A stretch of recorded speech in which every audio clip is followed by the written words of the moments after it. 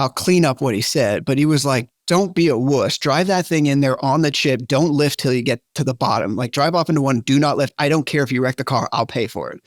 I was like, and it just was like something that clicked in my head. So I was like, okay, he said it. So drive off into turn one on the chip, buck 85, wide open. I'm like, holy crap, I'm going to crash. Got to the bottom and it stuck.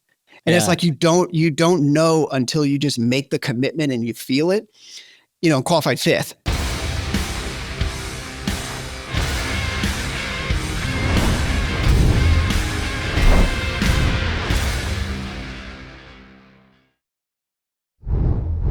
Justin, what's going on, man? What's happening, Paul? How are you, bud? Oh, it's good to have you on. You're super busy guy. We were just talking off camera, tires falling apart and wild races and drivers falling out of the car and breaking their shoulder, collarbone. You got all kinds of stuff going on.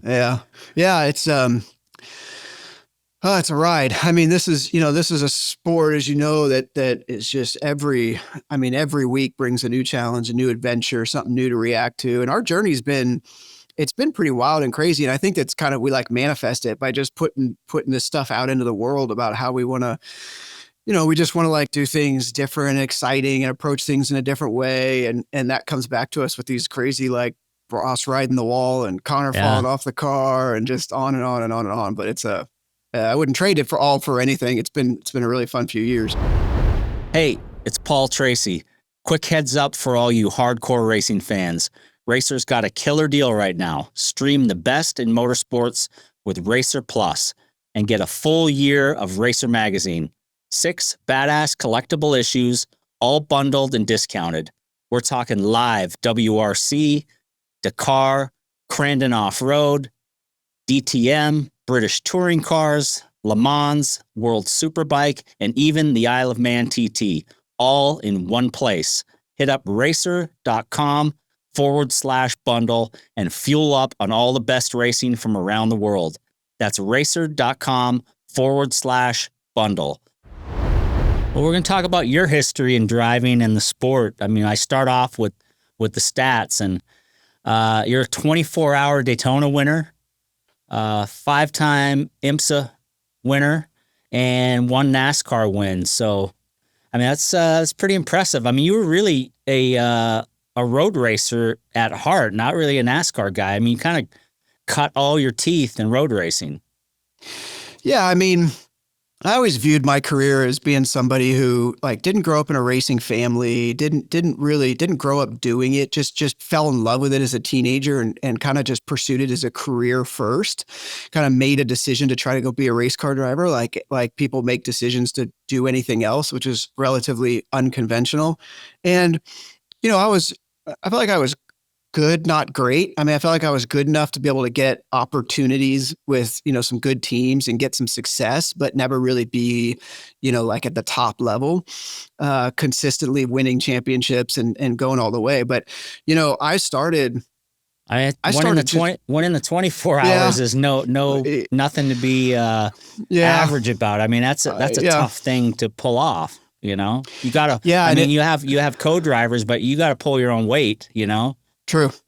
Yeah. I mean, the 24 hours is just like one of my favorite races in the world. I love it. And I think, having the opportunity to experience, I drove it 13 or 14 times, and being able to have the experience of winning it and getting the watch and everything is really a highlight of my career, just because I've got so much respect for the field of drivers there and how hard it is. I mean, last year I ran it was 2018 or 19, with the GT3 cars, and you're just like, qualifying laps for 24 hours, hard as you can go. And the cars don't break, and it's really pretty incredible.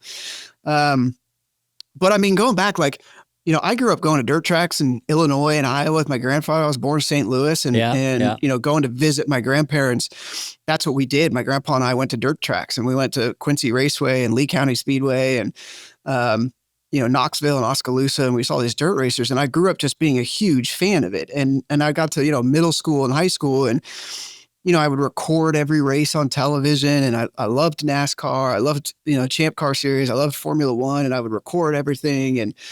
And then play the video games and all that kind of stuff. But I never drove anything because I didn't know how to start. I didn't no karting or anything like that. No go-karts or anything when you were a kid. You grew up, around the St. Louis area. You said Quincy. Yep.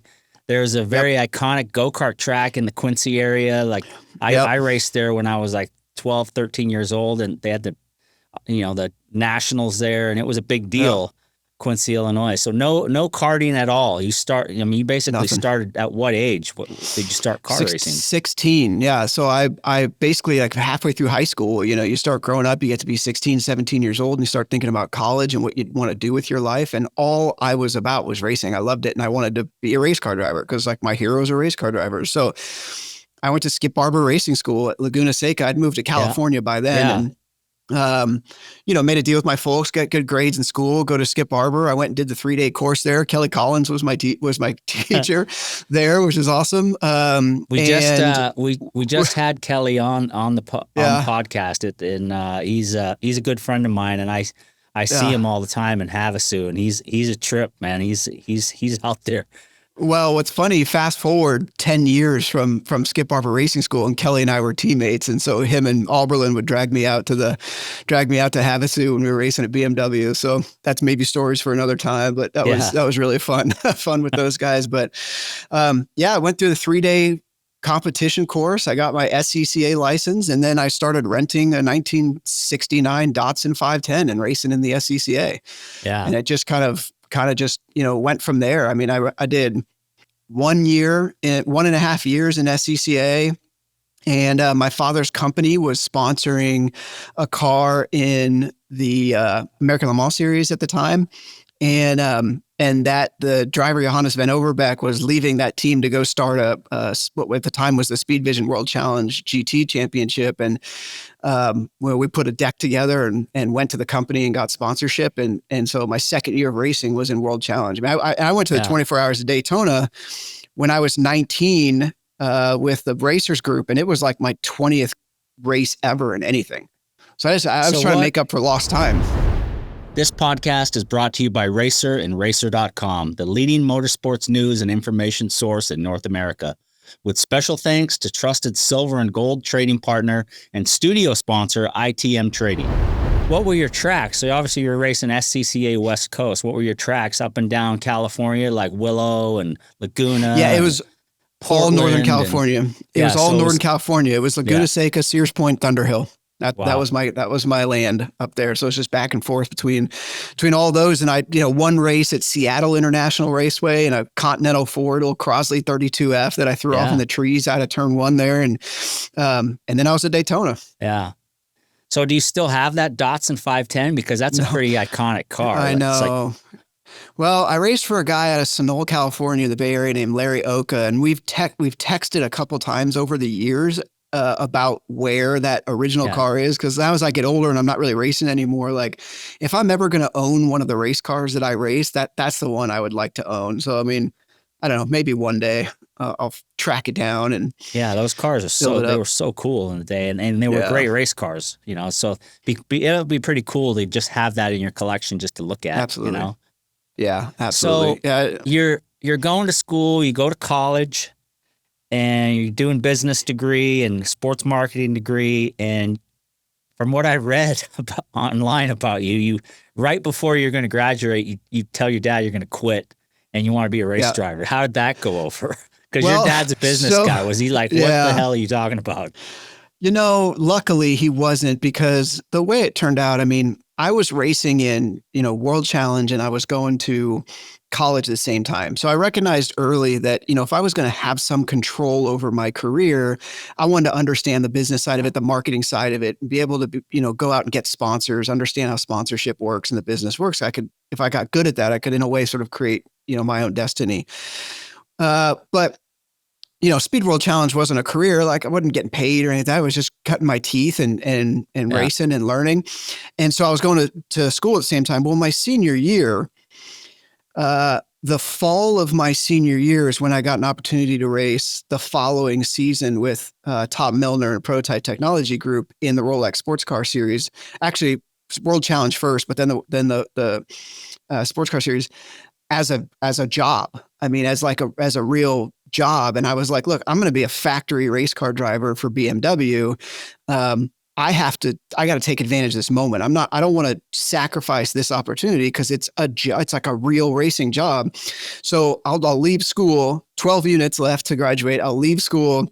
I'll go do this job, and just see how long I can do this. And then when it when it dries up or it's not there anymore, I'll come back and finish. And so I left in the winter, moved to San Francisco, and actually moved down to Sacramento and started training with Joey Han and Brian Sellers, who were my teammates, and kind of working with them and racing at BMW.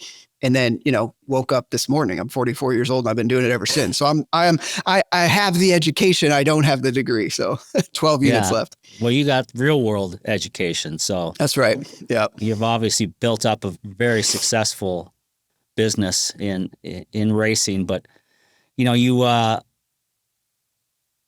road racing a lot, doing well, great teammates, winning big races.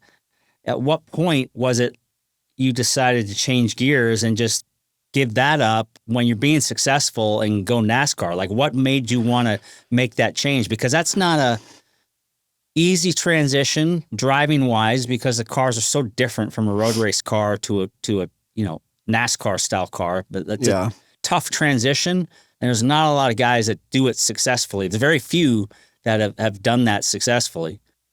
Well, I mean, I always loved NASCAR. I always loved how big it was. I mean, I'd gone to races as a fan, and just, I went to the Daytona 500 when I was 17 years old, and just the grandeur of it, just how big it was, really sort of inspired me and captured my interest. So I always kind of had like an eye on it, and I went and like tested late models, went to like a late model school while I was road racing.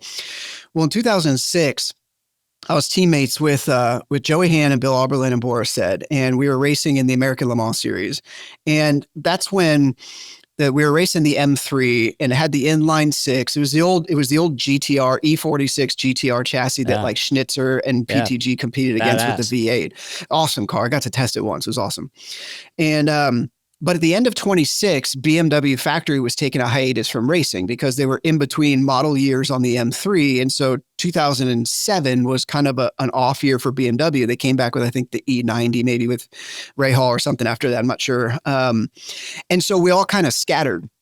And so like, some folks went to Panos, some folks went to Daytona prototypes and Rolex series, and everybody kind of moved around. I think that's when Joey and Bill went and raced for Alex Job and that Ruby Tuesday Porsche Daytona prototype. Yeah. And I was like, well, as everybody kind of scrambled and was looking for their next thing, I went to Boris, and because he'd been running the road races and knew some folks out in North Carolina.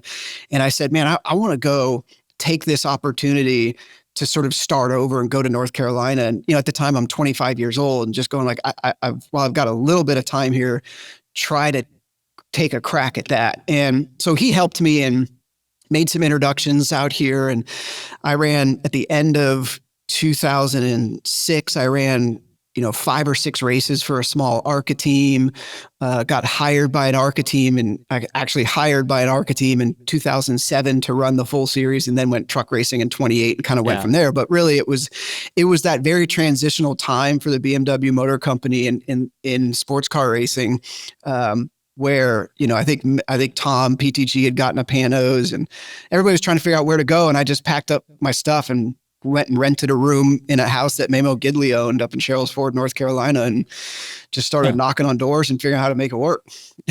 Coming from road racing, you go into ARCA, which is the bottom tier of NASCAR. That's where you go to get started.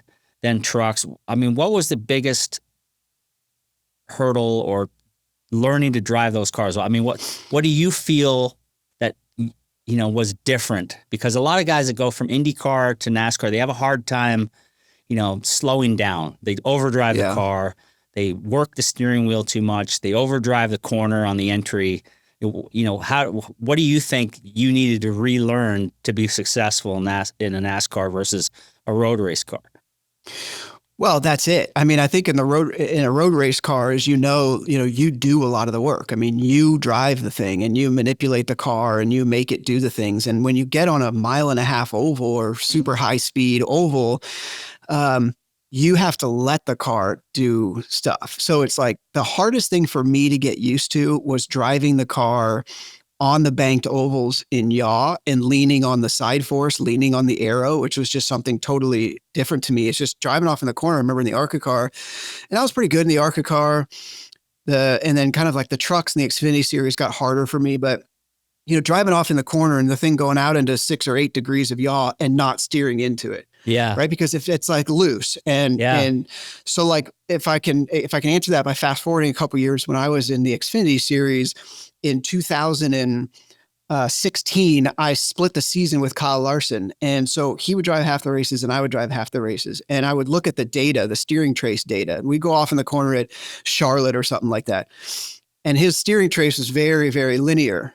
Right. Mm-hmm. So it's like positive input, car yaws out, holding it there, leaning on the side force, wide open, unwind the wheel. And mine was like this.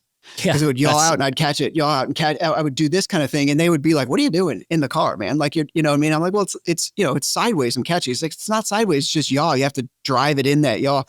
And that was the hardest thing for me to get used to. And then obviously being around other cars and feeling the different air is just not really something that you feel a lot in the road race car. So it's like, I was always very, technical with my driving. Like I really prided myself on being very, rather than just like the send it mentality, right? Just said. And I also was, when you drive for guys like Tom Milner, like you don't want to put a scratch on the race car. It's a very, and for the BMW factory team, like it's hard to just take big risks and send it. And so you're kind of like, you're just sort of living in this kind of box. Whereas you go to NASCAR and at the time, the stock cars were like, they were almost like consumables. They were like the least valuable asset on the balance sheet of the companies. Like you write one off, they'll build another one. Like you write off a GT3 car and it like hurts the company that you're racing for because it's expensive and all that stuff. And so, I never really figured it out until I got in the ARCA car because I was qualifying like 30th in ARCA. Yeah. I mean, ARCA was really good at the time. There were 50 cars going to every race, but I was qualifying in the 20s and I'm like, man, I can't hang on. It's loose, whatever. And then one time my team owner brought kind of a driver coach to me, a guy named Bob Schacht. And I was sitting in the car about to roll off and qualify. This was at Kansas. And he leaned his head in the window and was like, I'll clean up what he said, but he was like, don't be a wuss. Drive that thing in there on the chip. Don't lift till you get to the bottom. Like drive off into one, do not lift. I don't care if you wreck the car. I'll pay for it. I was like, and it just was like something that clicked in my head. So I was like, okay, he said it. So drive off into turn one on the chip, buck 85, wide open. I'm like, holy crap, I'm going to crash. Got to the bottom and it's stuck. And it's like, you don't know until you just make the commitment and you feel it. Qualified 5th or something like that, right? And just jazzed. And I was doing a backflip out of the car. I just was so pumped. But that's been the biggest difference is really getting and it's what Shane is going through in the Cup Series. Is like getting your mentality to that level. Yeah, the cars are a lot different now than they were back when you were driving 06 to that period of time. They were building the cars with yaw in the body. Like the body was all sideways on the car and they'd go down the straightaway like cocked. And then you get in the corner and it's even, your 6 degrees of yaw is now probably 10 or 12, right? Yeah. So it's completely foreign to any road race guy and I had the same problem. Like I never drove a really good NASCAR when I tried it. And I would just, the same thing. I always thought the car's going loose and I was like constantly, reacting to the thing going like this. And it's all I was doing was pissing the tire off because the more you try to catch it, the more you upset the tire, the more the pressure goes up, the more the temperature goes up. And you just go slow. I tried to slow my hands down but when you have, 25 years of open wheel experience and, in an Indy car, I had this conversation with Jimmy when he was on the show. Like if you don't catch the car before it moves, you're already crashed at Indy. Yep. Like you have to anticipate the thing moving around because once it moves, you're going in the wall. And that was the thing that Jimmy had the hardest time with because he came from, cars that moved a lot off-road, and he just couldn't, he was trying to let the car do its thing and you can't. You have to react to it. You have to have ultra fast hands in an open wheel car because once it goes, it's gone. You're not getting it back. Well, that window, that that window is so narrow. That box that you operate in is so narrow. And Yeah. like I went back to Kansas the next year in 2007 when I was running for the championship and qualified on the pole, set a track record with one of those twisted up bodies. And I remember looking at the photo. We had a photographer that took a picture of the qualifying lap in the middle of 1 and 2, and the left front tires on the yellow line, right slammed on the bottom of the racetrack. Left front's on the yellow line. Left rear is like this far off the bottom. Yeah. I mean, the thing is just, but I'm like, but it's all it's all, I'm not catching it. I'm just driving it. Yeah. And it's just it's a very foreign feeling. And it's one that like a lot of the kids coming out of late models and stuff kind of already have, and dirt racing already have. But, coming out of GT3 cars and Daytona prototypes and stuff, it's, as you know, it's just so hard. It's so hard to get that feel. So you obviously had, your NASCAR career, and then you decide to buy the team from Chip. How did you come to that decision to where like, I'm going to own and operate this whole monster now? Yeah. So, I'd had a couple of small businesses. I mean, I owned a K&N team. I owned a go-kart racetrack, and I had a couple businesses. And, this was at the stage of my career where I was like going and getting sponsorship, and I was asking the because I raced road racing, I'd done, stock car racing. And I asked the companies that I was selling sponsorship to what their strategies were and where it made the most sense for them to race. So like in the latter years of my full-time career, I was kind of like 1 year in Xfinity, and then I'd go race for Michael Shank and IMSA, and then I'd go run ARCA. I was just going back. I was just sort of like Bouncing a journeyman. around, I just was like bouncing around just because I was very like motivated on the business side. But then I started thinking like, all right, I'm getting into my sort of mid 30s to late 30s, and I don't want to do this. I want to be reinvigorated and re-inspired like I was when I was 19 to go chase something big and go accomplish something big. And at the time, I was like, now I want to win. I want to win at the highest levels of the sport. I want to win a Daytona 500. I want to win cup races. I want to win a cup championship. But I recognized I wasn't going to do it as a driver. So that was, the whole time in my career, I was always very interested in the business side of it. And I was paying attention to marketing and sponsorships and watching trends in the industry and all that. And I just made the decision in my late 30s that I just wanted to push all my chips in on the business side. And so made the decision to go cup racing, and made it around the time that they introduced this new car. And I talked to Roger Penske, and I talked to Chip. I talked to a couple of guys about, how they felt about the future of the sport and this new car that was coming. And, I got sort of very romanticized about what the philosophy and what the concept of the new car was, and felt like I could be successful if I, in theory, had the same race car as everybody else and had could cultivate a workforce and build a business around the new car. So I started Trackhouse, and in 2021, it was the last year of the old car. And I was like, well, I don't have the money first. And it also doesn't make a lot of sense to invest in all this legacy infrastructure around the old car. We just need to race in 2021, get the brand and the story established, get on the racetrack, and then figure out how we're going to build a business for 2022 when the next gen car comes. So I just went to Richard Childress and was like, instead of running 2 cars, can I pay you to run a third? And it'll be like a private label race team. It'll be Trackhouse Racing. We'll pick the driver, the crew chief, but essentially like a funded driver. I'll pay you to do the operations. Yeah. We leased a charter and had revenue from that, had some sponsorship with CommScope and Camping World and some stuff, and kind of just survived that year to get on the racetrack. But we had to buy a charter. I had to figure out how to get a charter to be able to, have the stability and the asset to be able to go racing and build a company around. And I bid on a lot of charters. I mean, I was involved in the sale of a lot of charters, and I got beat every single time. Every single charter that traded, I got beat, went to somebody else. And I think it's because, I just wasn't savvy enough at the time to understand the dynamics of the sport and the players and all that stuff. And so I started thinking, if I'm going to make this happen, I have to just look where nobody's looking. And I'd raced for Chip for a couple of years, and I was paying attention to his movements a little bit and his interviews. And I kind of started to just think that, this is a guy that is sort of signaling that he was frustrated with his NASCAR team maybe, and that he wanted to focus on IndyCar and his sports car stuff, a big GM Cadillac sports car deal. And so I just called him one day, and I was like, man, I need to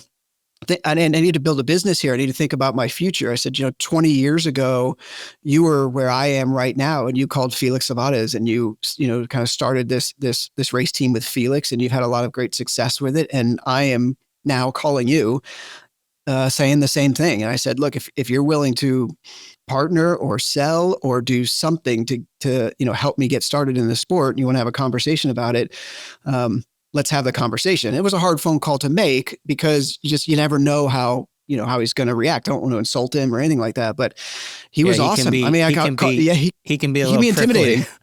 Yeah. And, but it's timing. It's like that, harder you work, the luckier you get. And I think he just was at a point in his life where he was ready for that phone call to come, whoever it was. And it was me in that moment. And, we spent a lot of time together and got to a place that made sense. I went and borrowed a ton of money and took a bunch of risks to make it happen and just bet on the future. And then, the Monday after the Phoenix finale of 2021, I had a 2-car race team with 185 people on payroll. It just happened like that. Yeah.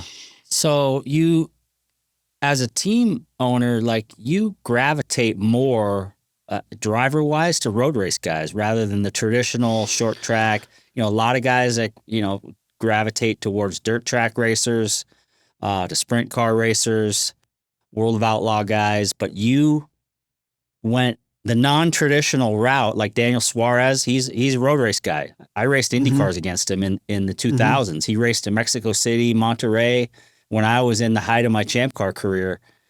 He's grew up road racing, SVG road racer, Zilich road racer, came up through the go-karts. So not the welcome traditional NASCAR style driver.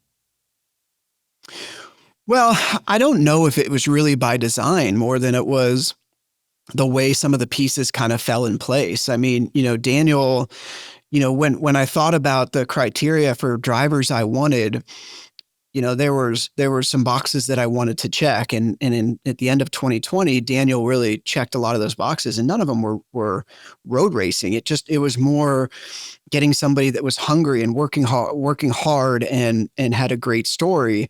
And then when we expanded, we put Ross in the car, who's an incredible talent. I think a top 5 talent in the sport, came up oval track racing. And then from then on, I think coming out of road racing, it's like my purview is pretty wide. Like I just see talent in a lot of different places because I've experienced a lot of different talent. And, with Shane, it was about Project 91 and about trying to do something that's never been done before and win with a non-chartered car with a first-time driver, which we were able to do. And his, his talent and his focus and where he was in his life, I was sort of like, this might be that opportunity to take somebody from a totally different type of racing, a type of sport, and put him into NASCAR. And then Connor's a guy that I watched at the Trackhouse Motorplex on my go-kart track. Come up. I was gonna ask that because you own the track there in Charlotte, the beautiful go-kart track, and a lot of the big stars go there, like the IndyCar drivers. Will Power, I know, is out there all the time. Max Pappas, Jimmy Johnson used to kart there. Casey Mears, Denny Hamlin. They all go out there to get their road racing better. So you obviously saw Connor coming up as a kid through there. Are you a guy that can spot that talent at a young age and say this kid's got it? I'm learning that, Paul. I mean, I'm learning that. I think through the experience with Connor has been helpful for me. I'm starting to identify the framework that I think shows the potential for real future success at the high levels. Definitely saw it in Connor, and I wanted to test it by, being a teammate of his in a Trans Am race at VIR. I was playing around with Trans Am cars a few years ago, and I wanted to see him work, and I wanted to see his approach and how he sat in the meetings and all that kind of stuff. And, he just totally blew me away. But, I think that as time goes on and the talent pool is there's just so many kids coming up. There's so much talent out there that it's sort of like, how do you find the unicorns? How do you find the outliers in that group? And I'm starting to recognize what that is. A big part of it is, the work ethic, maturity, approach, focus. But, to me, the big thing is rate of adaptability. I think how fast you can learn, experiencing new things, figuring it out, understanding it, and deploying it right away. I saw it with Kyle Larson. When Kyle came to the go-kart track, raced a two-stroke 125 for the very first time. My partner Eric and I were sitting there watching, and we're watching him go out there, and those things they're very, if you've never driven one before, they're hard to make go fast. You have to manipulate your weight and everything. Obviously, there's no suspension on the thing and all that. Yeah, super physical to drive. Very physical and a very unique style of driving. And we were sitting there watching him. Eric looked at me and goes, "He's never driven a go-kart before?" I was like, no, we're watching him figure it out for the first time. And in a matter of, 2 or 3 sessions, he was within a few tenths of the fastest guys that we have. It's that rate of adaptability, how quickly you can learn, understand the dynamics of the vehicle that you're driving, and then deploy those vehicles and go execute. And Connor's got that in spades. And I think really that's what it's going to take, because as you move up the ladder in stock car racing, NASCAR specifically, every time you move up, it's a totally different kind of vehicle. It's not like GP3, GP2, where it's this sort of like incremental power and downforce step ups every way. It's a totally different vehicle. That the truck is completely different than the Xfinity car, which is a totally different than the Cup car. So you have to be able to get in those things, understand the vehicle, learn it quickly, and just go deliver quickly. And that's what Connor's doing. If you like this show, hit the like and subscribe button at the bottom. And drop us a comment if you want any guests, special guests. Let us know who you want, and we'll try to get them on. Yeah, I don't know Connor at all. Obviously, I've been watching his career. I've been watching him come up through karts because I was involved in karts for a time. So I knew of him through karts. And then obviously he went Trans Am and was winning right away at 15 years old. But, I guess the biggest thing, a question I could ask is, he's being touted as the next coming of Jesus to the world. And, do you have to manage that to where you don't let the head get too big and put the cart in front of the horse? Like, is that something you're cognizant of trying to keep the kid grounded? Because there's just so much hype, and either you fulfill that hype or you fall, right? Yeah, absolutely. I mean, it's a big part of how I'm viewing working with Connor is nothing but success. Everything he's driven, win, win, win, win, win. Yeah. And you sort of build this ecosystem around you of where the narrative becomes like, you're the guy, you're the next whoever, name the name. And that's, the Cup Series it's an order of magnitude more difficult than the Xfinity Series. I mean, it is incredibly, incredibly difficult. And we've seen it time and again, very, very talented race car drivers that have won at all the levels coming up to the Cup Series. And then it takes them a while at the Cup Series. I mean, Joey Logano, like some of these guys that just, they can't adapt. It's hard. It takes them years to figure out. Then when they do, they can go win races, win championships. But, for Connor, it's really about managing the expectations of his environment and his ecosystem and making sure that we're setting him up for success and not risking failure, which is making him understand that the step up to the Cup Series, he's got 9 wins in Xfinity this year as a rookie. Like, he's not going to win 9 Cup races next year. I mean, regardless of how good the cars are, because there's just Gibbs and Penske and Hendrick and, 2311, all these teams are so good and these race car drivers are so good that it's about going, you are now at 19 years old where you're potentially going to be for the next 20 years. So let's think in that context and not try to just go get it all right now. Try to go like, okay, won a bunch of races, stepped up, and then you go to the Cup Series and break all these records. It could happen. I mean, we're preparing for it to happen. We're preparing race cars and a company here to surround him with the opportunity to go win his first ever race as a full-time driver.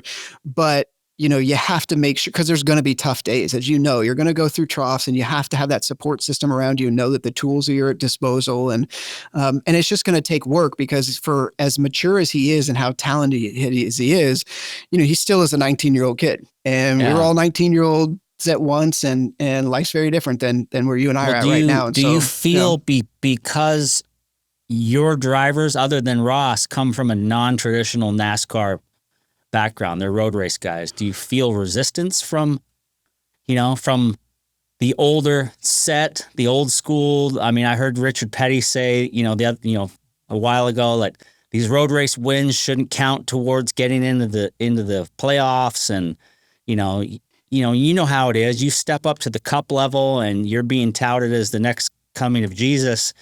You're going to get one of these old school guys that's going to say, I'm going to show this kid what's up, and bang, you're in the wall. Yeah. I mean, I think, by and large, I don't think he'll face that.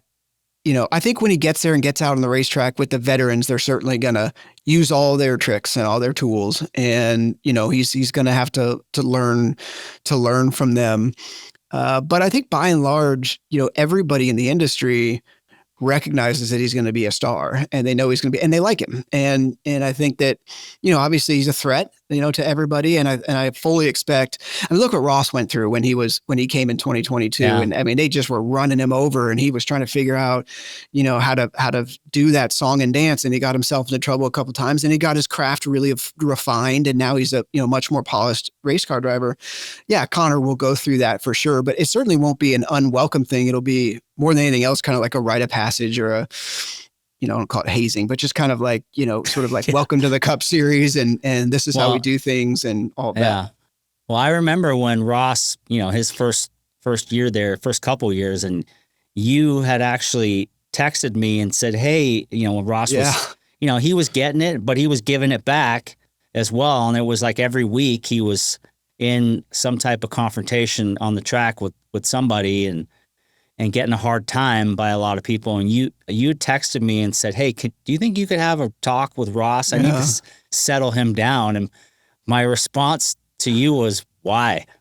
Yeah. I like what he's doing. Yeah. Like, he's creating a firestorm. He's creating media. He's making the races more exciting. And I think that's what you need. I don't know if you ever sat him down, but he certainly has calmed down now. But I mean, my answer to you on that was, why would you want to do that? Why would you want to neuter the guy? Well, I mean, I'm sitting in a very different seat. I mean, as a race fan, hell yeah, I want to see that stuff. And I want to be entertained. And I mean, I loved watching you when I was growing up, and you, with all the piss and vinegar you had and the speed that you had and fighting for your spots and everything. I mean, that's incredibly compelling, and it builds stars, and it's great entertainment value. And, certainly, that I'm a fan of that. When I'm getting phone calls from sponsors that are spending millions of dollars with us going like, why did he punch that guy? Or why is everyone talking bad about him and all this kind of stuff? It puts me in a different spot where I've got these plates spinning and I'm trying to juggle all this stuff and going like, I want him to be that. And I want him to win and be aggressive and fight for his spot. But but I don't want to risk the business that we've got. I don't want a sponsor to come and be like, hey, that's not what we're, sponsorship is, right? It's like, this is the messaging that we're putting into the world, and we don't want confrontation. We don't want, that kind of stuff. And so like, I have to balance those things. And what I told him was, you've got all the talent in the world to be able to do anything that you want in the sport. Let's not jeopardize your opportunity by sort of like pissing off the whole garage to where, when you've got races that we can win, we lose the opportunity to win them, which happened to him at Pocono with Denny. And it happened to him a couple of places, races that, he really, really should have been able to win. But those guys had vendettas against him, and they needed to get even with him. And he found himself on the receiving end of that. So it was like, let's not throw away those opportunities. And I want him to be aggressive. I want him to fight, but I want to win races too. And so like, now we've got him in a spot where, after he went through all of that, he went and won, Nashville and Kansas and Phoenix and Charlotte and all these other wins where he just was, he was incredible. He executed really well. He picked his moments. He got aggressive on the passes for the lead when he needed to. And he was very cerebral, intelligent about it when he got trophies. So at what point did you think the light bulb went off for him, where it was the turning point of being over aggressive to like, okay, I know how to play the game now, but I still have these guys want to pay me back. When did it all? Because now he's like one of the most respected drivers. Yeah. He's one of the most fan, friendly drivers. The fans, they hated him. They were booing him. And now the fans love him. So how long did that transition take for it to switch around? Because some guys go through their whole career and get booed through their whole career. Yeah. And he's really been able to turn that around in in pretty much a year, you know? Yeah, well, it was, I mean, it was the year of 2022. It was all the experiences and everything that he went through in 2022. And, one of the things that he did was when he had those experiences with Denny and Chase and some of these guys, he made the effort to lean into his relationship with them and talk about it and learn, what frustrated him. Sort of, he just kind of like went to school. And I think that he kind of took that whole experience in 2022 and just like he just thought a lot about it. And I think the off season between 22 and 23 is when he was able to reflect on this like firestorm of a year in 22, where he won 2 races, finished second in the championship, very polarizing driver in the garage era, polarizing with the fans, and sort of take that year and really think about it through the winter and grow from it and learn from it. And, he comes from really, really good stock. He comes from a very blue collar family. He's a farming family, and he feels very connected to the race fan. He feels like, he is a race fan. He has been an incredibly hard worker his life. He comes from a family that values, hard work, dedication, focus, all of that, more than just about anything in the world, because it's fundamental to the ag industry and being a farmer. And I think that is like how he approached the racing was like, this is what I'm good at and this is what I've got, and I'm going to fight for it. And I want to be here for a long time. So I have to figure out how to get to where I can build that longevity. And I think that was really when he was able to kind of reflect on his first year in the Cup Series, which was, just an incredible year for him, just experience wise, highs, lows, craziness, all over the place. SVG fell out in the first round. And I read a quote that he feels like he let you guys down and needs to get better. Obviously he's by far the best road racer there is, hands down in NASCAR. But what is it that you feel he needs to do to get better? Like, is it more sim time? Is it just understanding the car more? Like, I don't know if the cars are still the same as when you drove them in Big Yaw, but because the car's it's more of like a road race car now than a NASCAR. Yeah, it's laps. It's just laps in experience. I mean, when he went and ripped off all those wins this year, I went back to him and I said, let's tear up the contract and do like a longer one, because, he was learning and getting better and better on the ovals. And it's so hard to win in the Cup Series. And it's so important to win in the Cup Series, both for the business and for sponsor relationships and everything, that, for his level of performance at the road courses this year, it was like, I don't want anybody else to have this guy. Like, this has got to be our guy, because obviously we can win every single year and get in the playoffs every single year. And this year specifically, it was like, look, this is your second year driving on ovals ever, and you're in the NASCAR Cup Series playoffs. Like, let's manage our expectations here. You're not auditioning for a job. We've got a multi-year deal here. Just go experience how the playoffs goes, how the intensity ratchets up, how you have to race paying attention to stage points and where you are in relation to the cutoff line and all of that. That's my perspective as a team owner.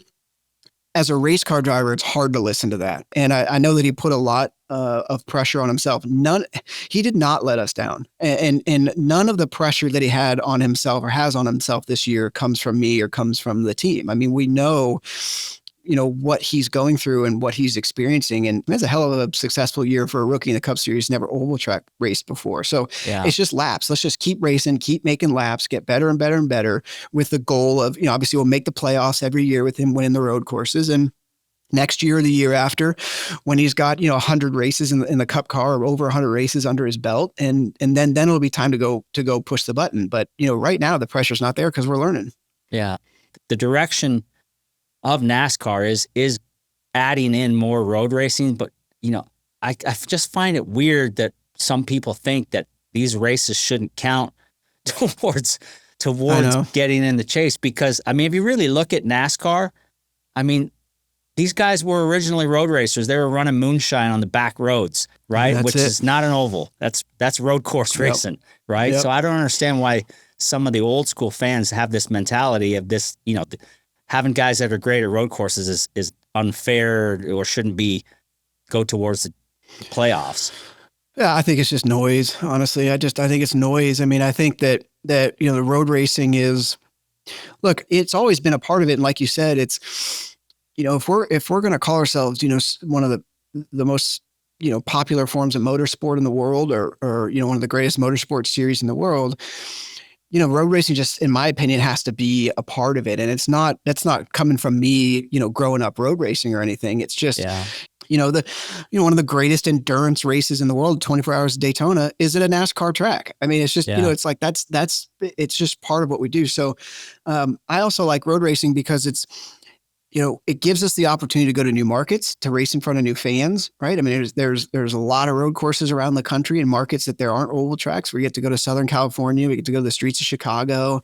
There's a lot of places we can go and showcase the product to new fans, and it's a heck of a thing to witness. So obviously, I'm a huge fan of it. The fact that NASCAR have recognized that road racing is a big part of what they're going to do for a long time really sort of helped inform our decision to put Shane in the car. I mean, it was a very, very strategic decision, especially after he won Chicago. So I love it. I mean, I've got a soft spot in my heart for road racing, obviously. Yeah. And like when you go to Road America and there's 120,000 people there for a NASCAR race, it's like, yeah, these are the places that we need to be. So what's your plan with your own personal racing helmet? Are you going to get back behind the wheel again? Like, would you do a NASCAR road race, or would you in an Xfinity car or a Cup car? Or I know you built a Trans Am, a really badass Camaro Trans Am. You won a couple races in that a couple years ago, but then you just stopped and you haven't done anything since. What's your plans? Well, my daughter asked me that question the other day when we were coming home from school. She was like, "Dad, I want to see you race again." And I miss it. I'm so busy with this job. We've got such an opportunity with this company, obviously racing in the MotoGP World Championships. So I'm traveling to Europe a lot, and we've got some projects inside of Trackhouse that are just about to start that are going to take a lot of my time. When NASCAR announced that when they go to new road courses, that's when I get excited. Like I ran the Xfinity race the first year at Chicago. Next year, they're running the trucks at San Diego and St. Pete with IndyCar. And so I've started to make some phone calls, maybe see if there's an opportunity to get in a truck at one of those, because I love street courses. I mean, I've raced a bunch of these street courses and I love them. And I feel like, I can go there and be competitive. I got in that Xfinity car at Chicago and was, P1 in practice, hadn't been in an Xfinity car in 7 or 8 years. And it's like, when you have that, like when I can go there maybe and do it, that kind of ignites some interest in me. So never say never. I mean, I'm looking at it. Yeah. Well, it's exciting. I like to rally too. I went in January. I went to New Zealand for 2 weeks with Shane, and we went in we went to some rally roads outside of Auckland, and I did that for the very first time, and I thought that was about one of the coolest things I've ever done. So I'm like looking at the American Rally Association schedule, and I don't know. What do you see it? You see a Trackhouse Rally team next? I don't know. With like a Travis Pastrana or something? I don't know. I mean, it has to be. Yeah, the guiding principles of these things have to be like, business viability. I look at that and go like, man, I just want to haul ass through a forest in a really cool car. So maybe I'll just go do that.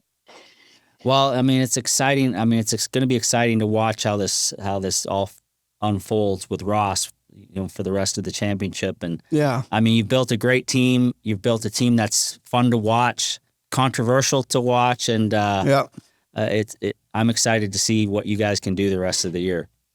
Yeah, I appreciate it. I mean, thinking back to the beginning of our conversation, when I think back to where the seeds of this thing were planted when I was young, my father and I went to Laguna Seca to watch the Champ cars, and you were there with Team Green in the Team Cool Green car, and those things were like the coolest cars ever. And there were 35 of them on the grid, and the place was packed. And when you were at Penske and you were in that green and white car, and that era of the sport, that's the era of the sport when I was 13, 14, 15, 16 years old, and I was watching every single weekend going like, that's what I want to do. That's what I want to do for the rest of my life. And I try every day to find that passion at some point in the day, because it's hard work and it's stressful and it's competitive. And at the end of the day, I tell people like, I'm that 16-year-old kid waiting in line to get into Laguna Seca to watch those turbocharged cars go around, just because